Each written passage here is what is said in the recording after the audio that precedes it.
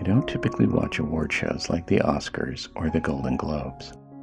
Maybe because I'm fairly certain that my name will never be read from the podium, so I don't think about the Oscars very often. But when I do, I am usually reminded of the actress Bette Davis.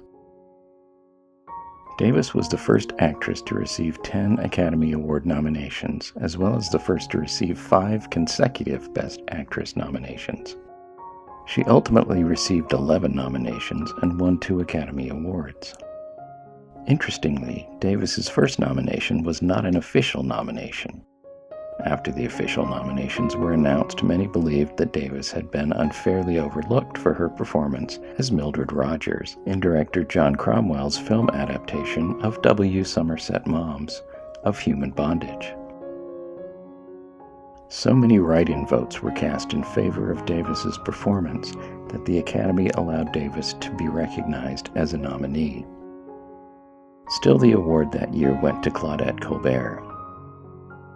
Many believe that Davis's win the following year for the film Dangerous was in consolation for the previous year's slight. Officially titled the Academy Award of Merit, Bette Davis claims that she gave the award statuette its nickname, Oscar. Designed by Cedric Gibbons and sculpted by George Stanley, Davis claimed the statuette bore a strong resemblance to her first husband, Hammond Oscar Nelson, when viewed from behind. There are several other versions of how the statuette got its name. Margaret Herrick, the Academy's first librarian and later executive director, is said to have seen one of the awards and declared, "He reminds me of my Uncle Oscar." Presumably she meant from the front in this case. It is my understanding that in 1941, Bette Davis was the first woman to serve as president of the Motion Picture Academy.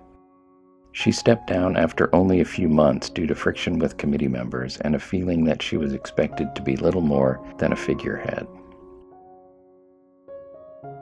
Bette Davis received her final Oscar nomination in 1963 for her performance in Whatever Happened to Baby Jane, where she played opposite the actress Joan Crawford.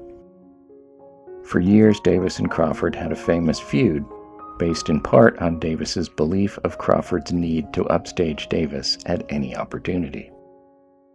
Joan Crawford had not been nominated for the award that year. However, at the award ceremony, when Anne Bancroft was announced as the winner of the Best Actress award, it was Joan Crawford who appeared at the podium to accept the award on behalf of Bancroft. As you might imagine, this did not sit well with Davis. Bette Davis would go on to tell the story of how Joan Crawford covetously retained possession of the statuette for a year before delivering it to Bancroft. In truth, it was likely closer to a month between the ceremony and when Crawford presented the award to Bancroft in New York, where Bancroft was performing on Broadway. Associates of Bette Davis have suggested that as an actress in her 50s, Davis knew the leading lady roles would be increasingly scarce, and she had likely missed the chance to be the first actress to receive 3 Oscars. As Davis admitted in an interview years later, she wanted to be first at everything. Hoping lightning would strike twice, director Robert Aldrich signed Davis and Crawford to star in another film based on another story by author Henry Farrell, who penned the novel Whatever Happened to Baby Jane. This story was titled Whatever Happened to Cousin Charlotte. And though Aldrich viewed the project as a kind of sequel to Baby Jane, the title was changed to Hush, Hush, Sweet Charlotte for the film. Crawford left the production and was replaced by Olivia de Havilland.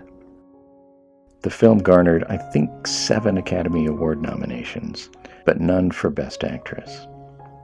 Hush, Hush, Sweet Charlotte was my personal introduction to Bette Davis, and for a long time my image of Davis was her as the character of Charlotte Hollis.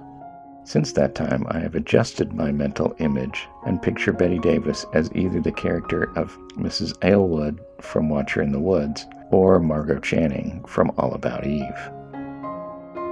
Besides her 2 Oscars, Bette Davis received many awards and honors during her life, but apparently none of those other awards came with statuettes that resembled any of Davis's husbands from any angle.